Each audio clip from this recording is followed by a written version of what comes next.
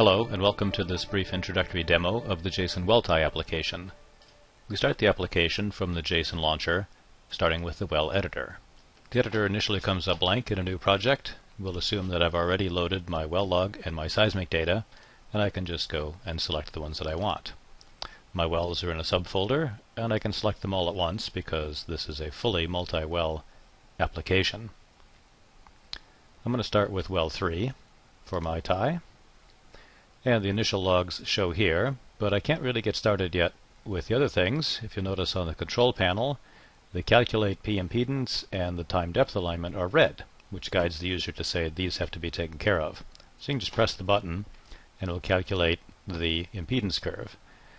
We can also integrate our sonic log. If I had a check shot, I could use that, but I'll just integrate the sonic log to get my initial well in time. So this is a deviated curve. The dashed line indicates that the well bore is slightly behind the traces we'll be looking at, and the solid line means it's slightly in front.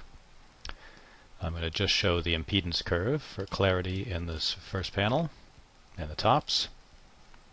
And I can set my vertical gate to my well log extent, so maybe from 1200 to about 2200. Then double click on the panel, turn off the automated, and I can go from 1200 to 2200 milliseconds. Now I can select my seismic data, and the trace gate is automatically calculated from a distance search criteria around the wellbore, and I have previously estimated an amplitude spectrum wavelet to get my initial tie.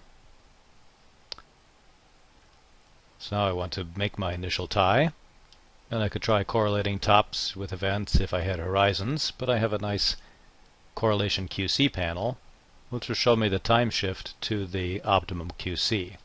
Now there's a number of curves in here, so I'll just display the one that I would like, which is the cross correlation. I'll turn off the envelopes. And this curve is now the correlation of the synthetic with the seismic at the time shift indicated on the vertical axis. So I'll look for the highest peak down here and read that it recommends a 244 millisecond vertical shift. So I can apply that from the track editing function. Apply 244 milliseconds. And I can scroll up and down. Maybe I need to change my time gate a little bit, go a little bit deeper, say to 2400 milliseconds. And now I have my initial alignment, which looks fairly nice. Now I can begin editing the log.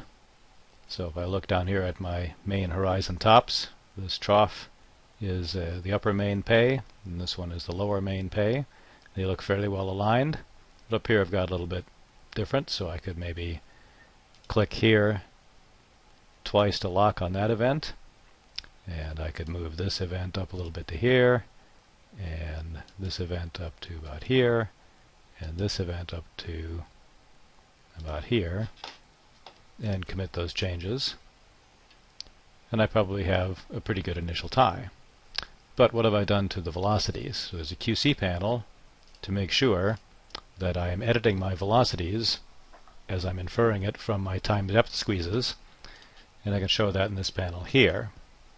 So the red curve shows the drift factor, and I've applied a 6% and up to maybe about 8% shift, and maybe about a 4 or 5% reduction in velocity in this upper zone here. And you really want to try to keep this to within maybe 3 or 4%, unless you have a real reason to need to stretch and squeeze more than that. So how does the JSON application help you get a good tie without overdoing your stretches and squeezes? Well, I will undo the stretches and squeezes that I have done before to get back to an unedited velocity curve with at least a major horizon aligned. I'll save the well with that alignment. And now I'm going to actually estimate the wavelet, which will give me a geologic tie as a byproduct of the wavelet estimation. So I can further refine the time gate that I'd like to use. Probably go from about 1400 to about 2300 milliseconds in this case. You want your window to be maybe 300 seconds or milliseconds at least, up to about a second. Now I'll estimate the wavelet amplitude and phase spectra. I know this data set is a little low frequency, so I'm going to set my wavelet a little bit longer than the default, and take all the other settings as default, then calculate the initial wavelet. In the lower left is the amplitude spectrum, the wavelet in the top, and you can see the phase is increasing. But I'm going to apply this wavelet to the Well Editor panel and use it to recreate the synthetics. And now I can open a panel to show me the well impedance compared to the impedance from the seismic data, which essentially gives me a geologic tie. I can set a few parameters here to really make it an apples-to-apples comparison. I will high-cut filter the impedance to the same band as I saw in the seismic data from my Wavelet QC. So in the third panel here now, I've got the impedance from the seismic data in background and the impedance from the well log in overlay on top. And now I can begin to refine my tie, taking into consideration not only the peaks and troughs from the amplitude, but also the absolute value of the impedances. So I'm going to try a percentage stretch and squeeze over the length of the log. So now I'll apply a 2% stretch, and I'll go from the bottom of the log to the top of the log. And I'll commit that change. And then I'm going to apply a shift to the log to line up this main event down at the bottom. And look at the results here, and now I've got these two main low impedance zones representing my two reservoirs fairly well aligned, but up at the top is starting to get a little bit not quite fully aligned. Now I'll apply an additional stretch of 1% from the bottom reservoir to the top of the log. And now I see that I've got a pretty good shift, pretty good tie, all the way up and down the log, and if I look at the slowness drift scale again, I am within a 3% shift throughout the log, except for the very bottom part of the log, which is below the bottom reservoir. Now I can save these changes to the well and re-estimate the wavelet using the same parameters as before.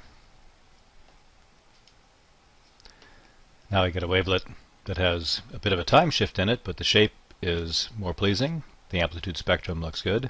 I still have a shift in the phase spectrum, however. So I'll read off that I need to apply a 9 millisecond shift up. So I go back to the Well Log Editor track editor